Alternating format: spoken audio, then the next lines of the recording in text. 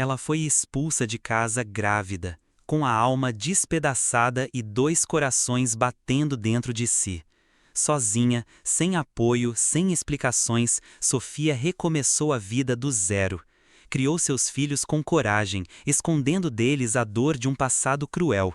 Por 9 anos, ela sobreviveu entre lutas silenciosas e noites sem sono, até que o destino a colocou novamente diante do homem que partiu seu coração.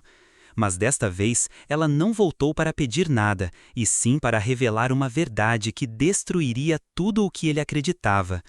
Essa é uma história de orgulho, abandono, perdão e da força imensa de uma mãe que nunca desistiu. Mas antes de mergulharmos nessa trama intensa, conta pra gente nos comentários de qual cidade você está assistindo. E não esquece de deixar o seu like, assim você acompanha diversas histórias emocionantes, cheia de reviravoltas, segredos do passado e escolhas que mudam destinos. A chuva caía fina e constante sobre a cidade, como se o céu estivesse lamentando silenciosamente por histórias esquecidas. Os pingos desenhavam caminhos tortuosos nos vidros espelhados da Tavares Incorporadora, como lágrimas indecisas que escorriam sem destino. A fachada imponente do prédio de 12 andares refletia um mundo feito de concreto, poder e distância. Um mundo que sempre se manteve frio diante da dor humana. No saguão principal, onde o mármore polido reluzia sob as luzes brancas e frias, surgia uma presença que destoava daquele cenário estéril. Sofia atravessava o ambiente com passos firmes, ainda que discretos. Trazia nos olhos a sombra de quem já conheceu o abandono, mas nos ombros carregava uma coragem que vinha de longe. À sua esquerda e direita, 2 meninos caminhavam em silêncio, gêmeos de traços delicados, mas olhares profundos. Usavam casacos simples, levemente encharcados pela chuva, e seguravam com força as mãos da mãe, como se soubessem, mesmo sem entender completamente, que aquele momento mudaria tudo. As pessoas ao redor, habituadas ao vai-vem impessoal dos negócios, notaram a cena. A mulher não era uma pedinte nem uma executiva, era algo no meio, um silêncio carregado de significado. E os meninos, quase etéreos, despertavam uma inquietação em quem os olhava por mais de 3 segundos. Sofia parou diante da recepcionista, uma jovem de postura elegante, roupas alinhadas e um olhar treinado para identificar quem merecia ou não ser atendido. A funcionária a avaliou de cima a baixo, observando a barra da saia molhada, os cabelos presos de qualquer jeito e as olheiras fundas que emolduravam seu rosto. "Posso ajudá-la?" perguntou com voz neutra, quase mecânica. Sofia respirou fundo. Seus dedos apertaram levemente as mãos dos filhos, buscando força. Então, falou com calma, porém com uma firmeza que não deixava espaço para dúvidas. "Quero falar com Henrico Tavares." A recepcionista arqueou uma sobrancelha, inclinando levemente a cabeça. "O senhor Henrico tem uma agenda cheia nesta manhã. E qual seria o assunto, senhora?" Sofia manteve os olhos fixos nos da jovem. Por um instante, o silêncio pareceu dilatar-se. "Diga apenas que Sofia Tavares está aqui. Ele vai entender."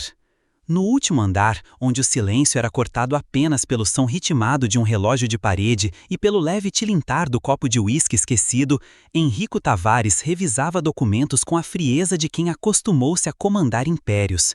Seus cabelos agora tinham fios grisalhos nas laterais e o terno sob medida não escondia o peso das decisões que carregava.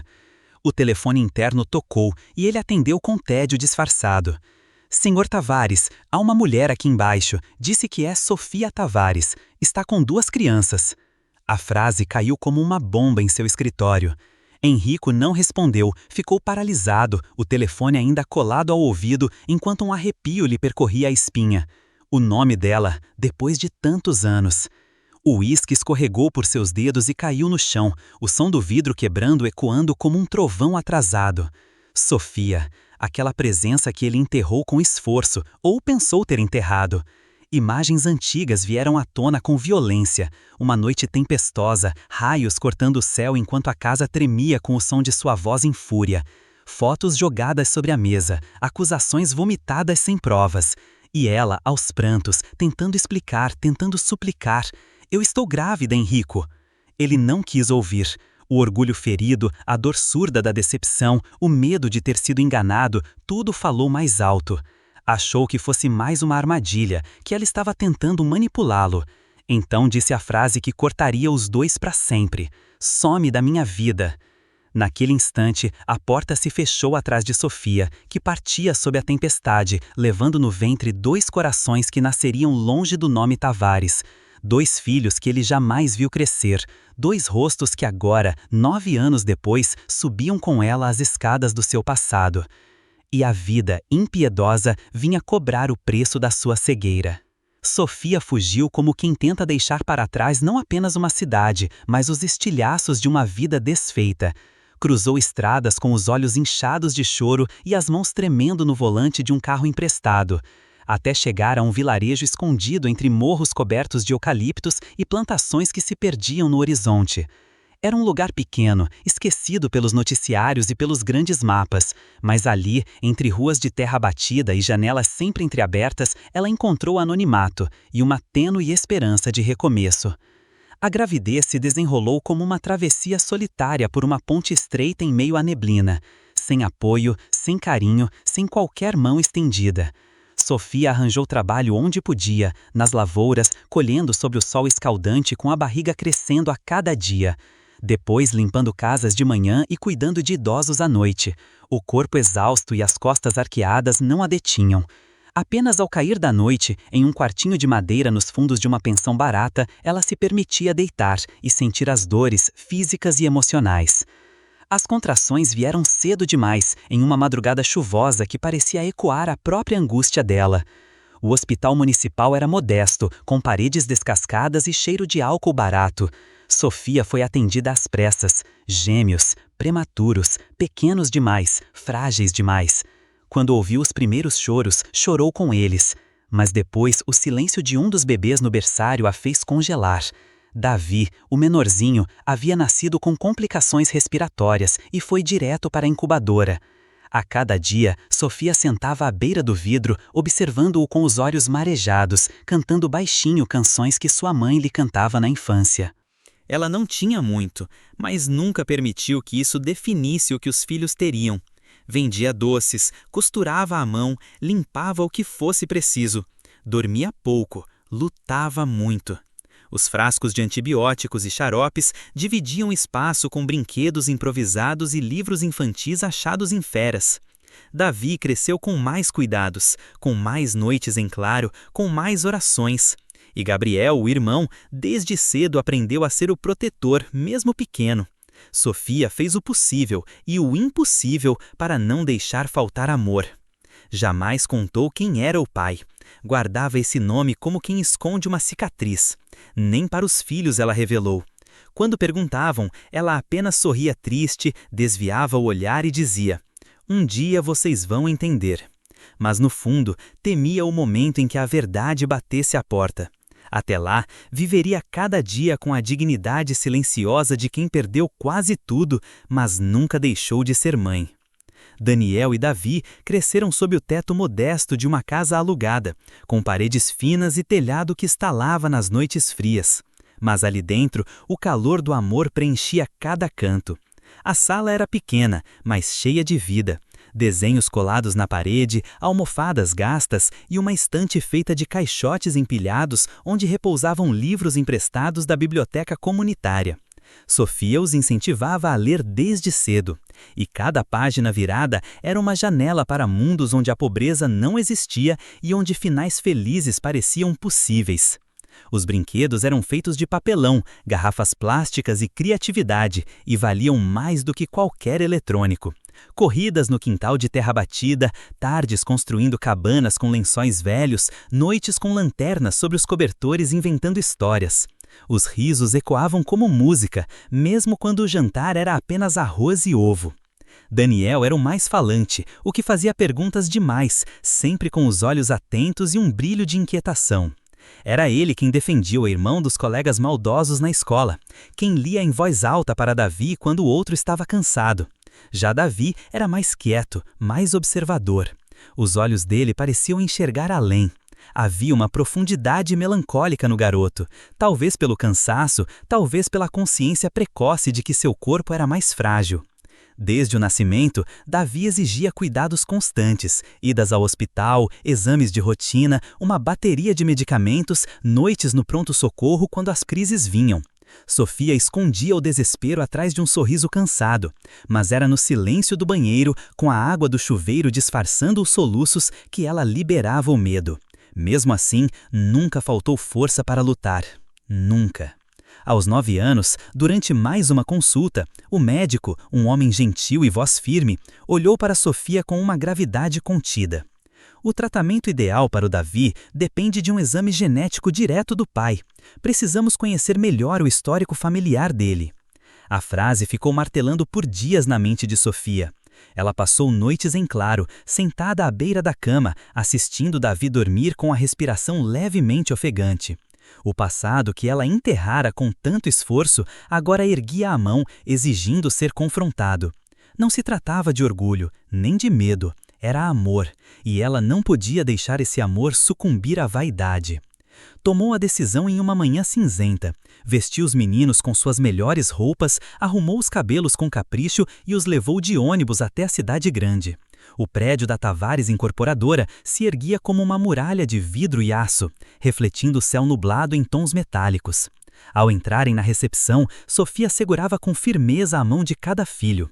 Eles andavam em silêncio, sentindo que aquele momento carregava um peso que nem sabiam nomear.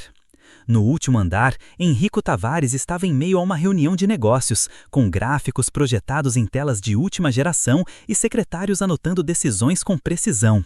Ao ouvir o nome Sofia Tavares ser anunciado pelo interfone, parou. As palavras não fizeram sentido de imediato, mas a memória, cruel e poderosa, despertou como um animal adormecido. Quando a porta do escritório se abriu e ele viu Sofia e viu os 2 meninos ao lado dela, idênticos entre si, mas ainda mais idênticos ao que ele um dia foi, algo dentro dele trincou.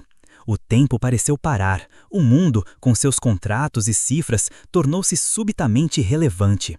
Tentou manter a frieza, recompôs o paletó, endureceu o maxilar. "O que você quer?", disse a voz embargada. Sofia respirou fundo, com a dignidade de quem carregou o mundo sozinha por quase uma década. Olhou nos olhos dele e respondeu, com a mesma firmeza de quando o amou: "Eles são seus filhos, e um deles precisa de você." Ele riu, um riso seco, oco, que ecoou na imensidão luxuosa do seu escritório, como uma lâmina fria cortando o silêncio. Mas não havia humor em seus lábios, apenas incredulidade e raiva mal contida. Henrico Tavares, bilionário, homem de negócios acostumado a controlar impérios com um aceno de mão, agora estava diante de uma revelação absurda demais para aceitar de imediato. 2 crianças dizendo ser seus filhos, e de Sofia. Durante anos, ele havia alimentado a certeza de que ela o traíra. A imagem das fotos ainda o corroía por dentro. Flashes borrados de uma mulher sorrindo com outro homem em uma varanda qualquer. Aquelas imagens haviam sido a sentença final para seu amor. Mas agora, algo dentro dele começava a vacilar. Os meninos, aqueles olhos, o jeito como um deles coçava o nariz quando ficava nervoso, igual a ele. Sem dizer nada a ninguém, movido por um misto de desespero e orgulho ferido, Henrico contratou discretamente uma clínica genética de confiança. Não revelou o motivo aos advogados nem aos seus assessores. Tudo foi feito com sigilo absoluto. Uma amostra de sangue dele e outra dos meninos. O resultado chegou dias depois, selado em um envelope prateado, deixado sobre sua mesa como qualquer outro relatório. Mas este, ele sabia, era diferente. A verdade morava ali. Sentou-se em sua cadeira de couro marrom escuro. As janelas ao fundo mostravam a cidade em movimento, indiferente ao caos emocional que o consumia. Rasgou o envelope. Leu 1 vez, 2, 3. Não havia dúvidas. Compatibilidade genética de 99,9%. Os 2 meninos eram seus filhos, seus. A caneta que segurava escorregou por entre os dedos. Ele se recostou, o olhar perdido no vazio, enquanto a dor da verdade cravava suas garras. Aquilo não era um truque, não era um blefe de Sofia. Era a vida cobrando o preço do seu erro, e talvez o maior erro de sua existência. Mas Henrico era um homem que precisava de todas as peças do quebra-cabeça, e sua mente treinada para os negócios queria mais do que o resultado de um exame. Queria contexto, queria entender quem o fizera jogar fora o amor da sua vida, quem plantou a dúvida que o destruiu. Foi então que acionou outro serviço particular, dessa vez um dos mais caros e discretos do país. Um detetive de alta confiança, conhecido por desvendar traições corporativas e manipulações de heranças milionárias. A missão era clara: rastrear tudo o que aconteceu nos meses que antecederam a partida de Sofia, entregar provas, nomes, datas. Em menos de 2 semanas, as respostas vieram à tona como uma avalanche silenciosa. A verdade era ainda mais amarga do que ele imaginava. Sua madrasta, Renata, mulher elegante e sempre solícita, havia tecido a teia. Ambiciosa, calculista e dissimulada, ela nunca engolira o fato de Sofia ter conquistado o coração de Henrico, e com ele o controle emocional sobre o único herdeiro do Império Tavares. Renata forjou as fotos, contratou um fotógrafo para seguir Sofia, pagou atores para encenar encontros comprometedores, manipulou informações, alimentou a paranoia de Henrico com frases sutis como: "Você está muito distraído ultimamente, Henrico. Não é bom misturar amor com negócios." Ou ainda: "Às vezes quem a gente ama é justamente quem mais esconde segredos." Ela fez isso com precisão cirúrgica, mexendo nas peças certas nos pontos fracos certos. O objetivo era simples: afastar Sofia e desequilibrar Henrico. Assim, com ele emocionalmente instável, ela e seus aliados no conselho da empresa poderiam tomar decisões sem resistência, assumir mais poder e aos poucos dominar partes do império. Ao ver as fotos reais, os contratos de pagamento ao fotógrafo, os áudios gravados com conversas comprometedoras entre Renata e um dos executivos, Henrico sentiu-se traído de uma forma que nunca imaginou ser possível. A mulher que o criou após a morte precoce de sua mãe, aquela que ele chamava de madrinha, aquela a quem confiou decisões da empresa, era a mesma que destruiu sua família. O bilionário, outrora inabalável, agora se via diante de escombros emocionais. O castelo de poder que construiu estava manchado por sangue invisível, o sangue da injustiça, da ausência, da culpa. Pela primeira vez em muitos anos, Henrico Tavares percebeu que o maior erro da sua vida não foi confiar demais em Sofia, mas sim confiar nas pessoas erradas. E agora, a pergunta que pesava sobre ele não era mais: "Eles são meus filhos?", mas sim: "Como posso reparar o que quebrei antes que seja tarde demais?" Henrico tentou compensar o tempo perdido da única forma que aprendeu a se relacionar com o mundo, com grandiosidade. Nos dias seguintes ao resultado do DNA e à revelação do golpe que sofreu, passou a aparecer com frequência, sempre com as mãos cheias, brinquedos caros, roupas de grife, convites para resorts e ingressos para espetáculos. Os gêmeos, no entanto, olhavam tudo com uma maturidade desconcertante. Daniel, embora sorrisse com educação, mantinha certa distância emocional. Já Davi, mais sensível, era direto, e sua dor não se escondia nas entrelinhas.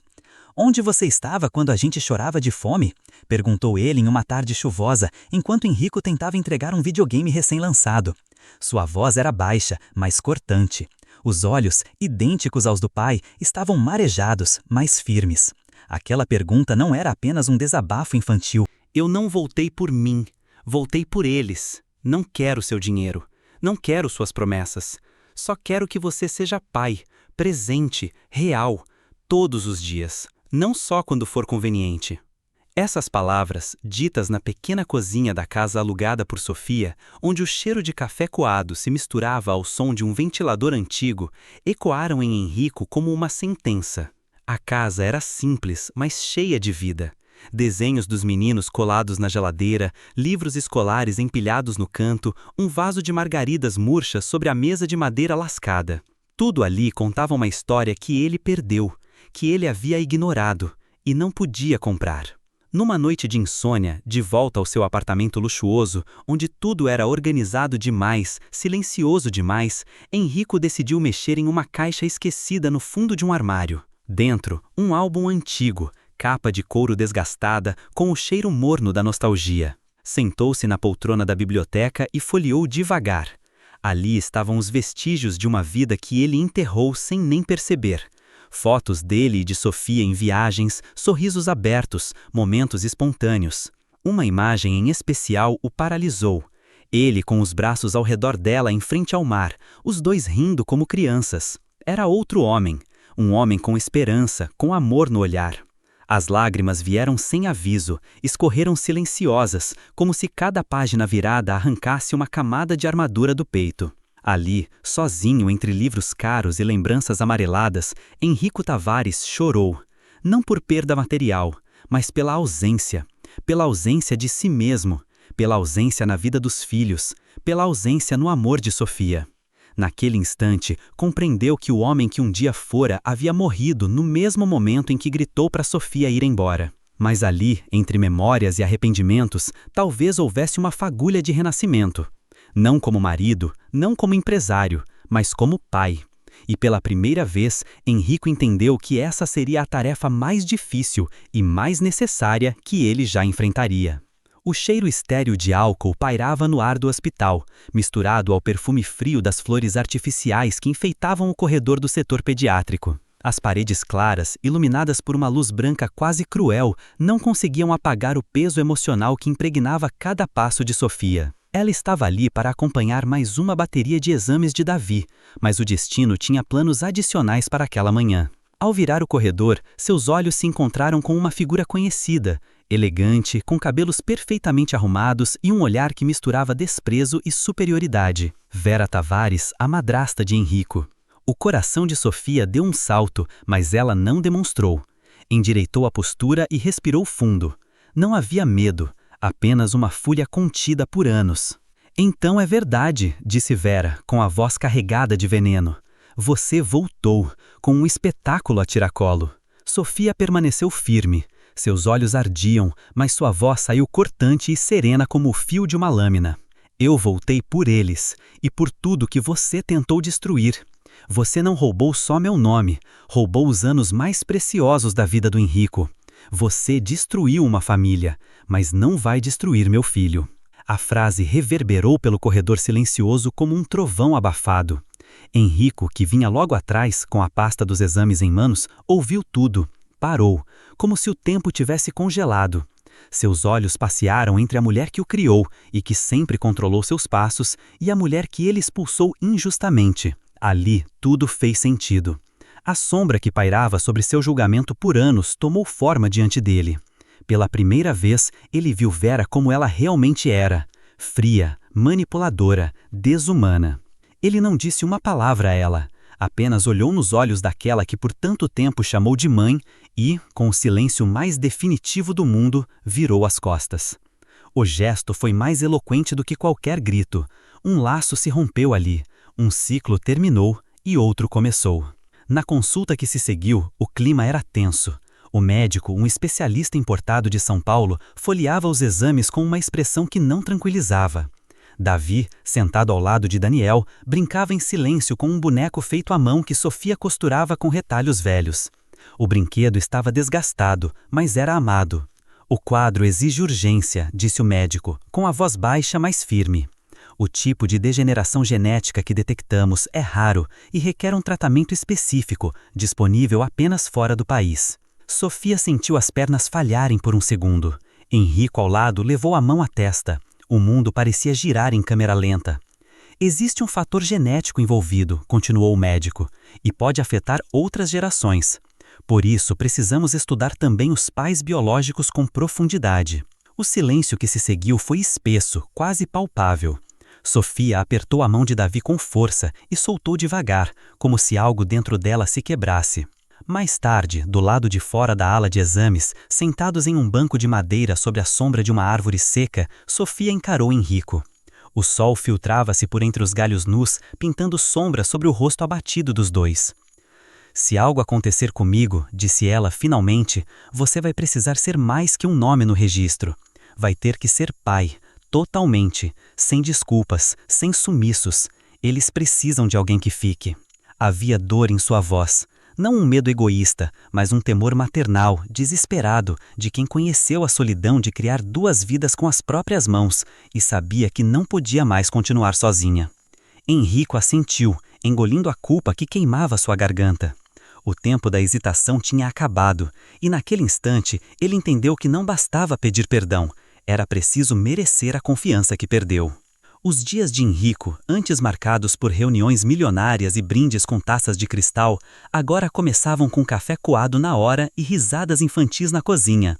A antiga mansão silenciosa fora trocada por uma casa mais simples, porém viva, onde o cheiro de pão no forno se misturava às vozes animadas de Daniel e Davi discutindo quem ia colocar a mesa. Henrico mergulhou na paternidade com uma devoção que nem ele sabia que possuía. Aprendeu a dobrar roupas minúsculas, a dar banho sem afogar brinquedos e até a preparar arroz soltinho com a receita da Sofia, anotada em um papel engordurado preso na geladeira. Ele comparecia a todas as reuniões escolares, mesmo quando os olhares desconfiados de outros pais o acompanhavam. Sentava-se nas pequenas cadeiras de plástico da sala de aula como se estivesse diante da mesa de um conselho de acionistas, atento, comprometido, tentando absorver cada detalhe da vida dos filhos que ele quase perdeu para sempre. Assistia aos desenhos com os meninos, mesmo sem entender os enredos confusos, e vibrava como criança em cada campeonato de futebol de botão, fingindo perder só para ver o sorriso de Davi. Com o tempo, os muros entre eles começaram a ruir. Davi, sempre mais reservado, passou a rir com mais frequência. Suas perguntas já não eram cheias de desconfiança, e sim de curiosidade. Daniel, mais expansivo, adorava mostrar a Henrico seus desenhos e planos de invenções malucas. Eles não o chamavam de pai, ainda não, mas já o esperavam na porta, corriam para seu colo, deixavam seus brinquedos bagunçados ao redor dele. Era a linguagem silenciosa do amor sendo reaprendida. Num domingo de sol fraco, enquanto caminhavam por um parque coberto de folhas amarelas do outono, Davi apertou suavemente a mão de Henrico e disse sem cerimônia: "Pai, posso te mostrar meu esconderijo secreto?" A palavra ficou suspensa no ar como se o mundo inteiro tivesse parado para ouvi-la. Henrico sentiu o coração bater com uma força que mal lembrava existir. Seus olhos encheram-se de lágrimas. Ajoelhou-se diante do menino e o abraçou, apertando-o com o desespero mudo de quem pede perdão e agradece ao mesmo tempo. Davi retribuiu o abraço sem hesitar. De longe, Sofia observava tudo e chorava. Não com tristeza, mas com alívio. Estava ali, diante dela, o homem que um dia ela amou, renascido das cinzas, transformado pelo amor mais puro e incondicional. A partir daquele momento, Henrico não era mais o bilionário frio e impassível. Ele se tornara algo maior, um pai. E mais que isso, um homem novo. Com o apoio de Sofia, ele fundou uma instituição voltada a mães solo e crianças com doenças raras. Vendeu parte de seus ativos, reverteu fundos para projetos sociais, reformou abrigos, comprou remédios, financiou tratamentos.